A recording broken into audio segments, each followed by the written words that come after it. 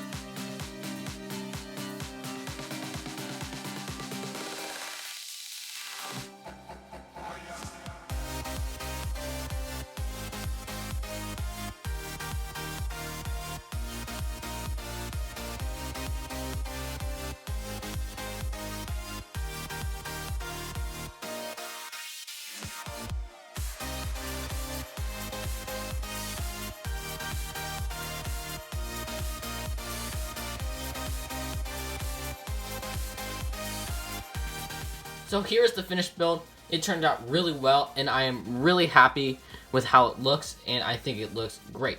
So without further ado, let's get into the 3 minifigures. So for our first minifigure here, we have Obi-Wan Kenobi.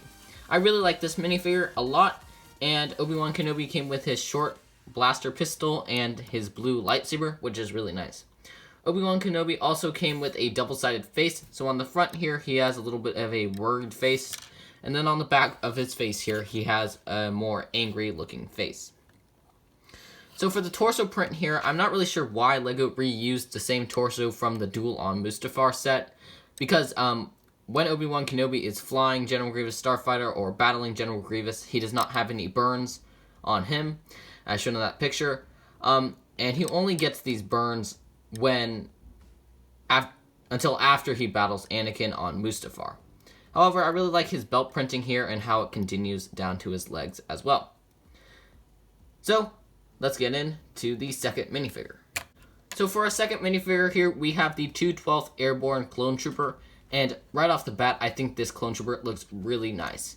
I really like all of the printing on him and how it matches the 212th, and I just think it looks really nice. So he is actually in the 2020 style Clone Trooper. So this is the new style of Clone Trooper for 2020, and that is based off like the toe printing and how the knee pad printing and the belt printing looks. So a really nice Clone Trooper here. I also really like how he has a nice gray waist cape, and I think it adds a lot to this minifigure. Underneath this helmet, he has the brand new clone head, and I think that looks really nice as well. He has really nice printing on the front of his torso and on the back of his torso here. And he also has really nice leg printing. So I'm going to take off the waist cape so we can see the leg printing. So now that the waist cape is off, we can see the leg printing a lot better. And I think it looks really cool. I really like the belt printing here and how he has the straps on his legs look really nice. I also like how it has one orange knee pad and one white knee pad, and I just think it looks really cool overall. So the Airborne Clone Trooper also came with a medium length blaster rifle. So let's get into the third and final minifigure in the set. So for our third and final minifigure here, we have General Grievous himself. So General Grievous came with his 4 lightsabers, 2 blue lightsabers, and 2 green lightsabers, and I think they look really nice with him.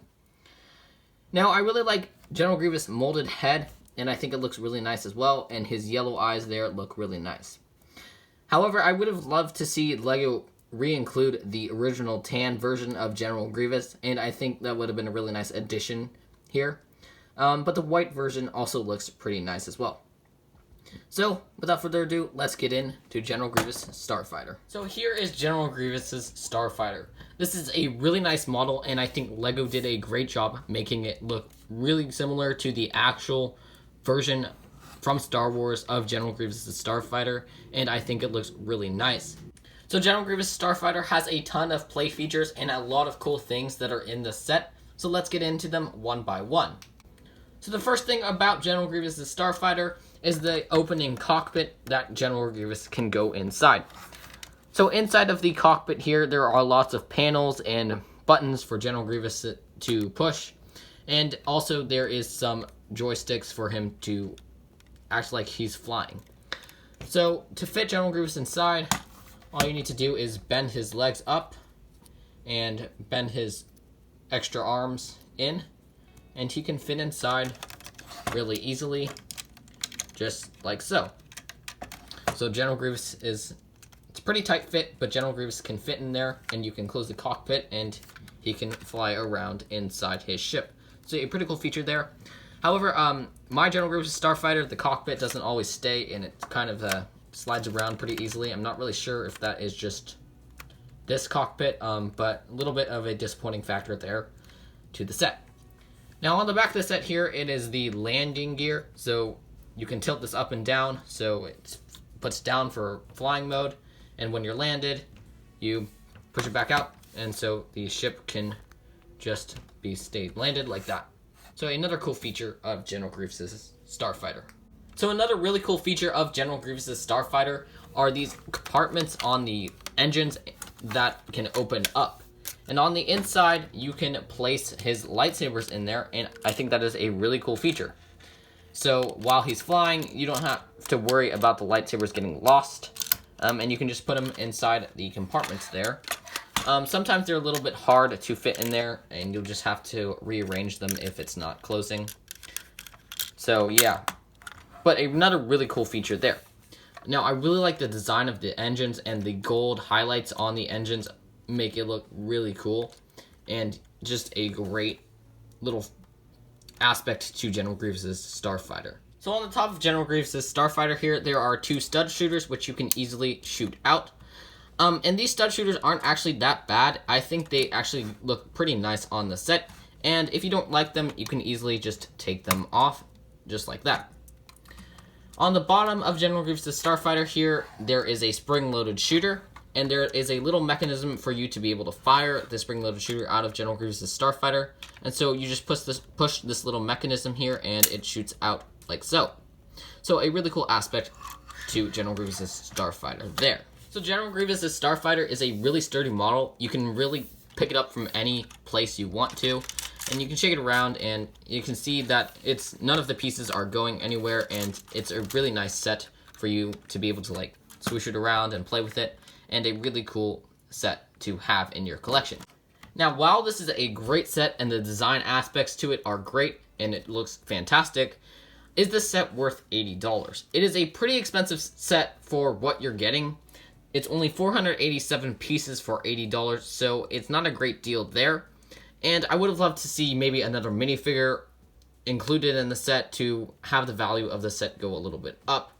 And maybe the set could have been worth $65 or $70. But $80 is a little bit too much for this set. With that being said, though, I really like this set. It comes with 3 good minifigures, and it is a nice set to have in anyone's collection, and it looks great.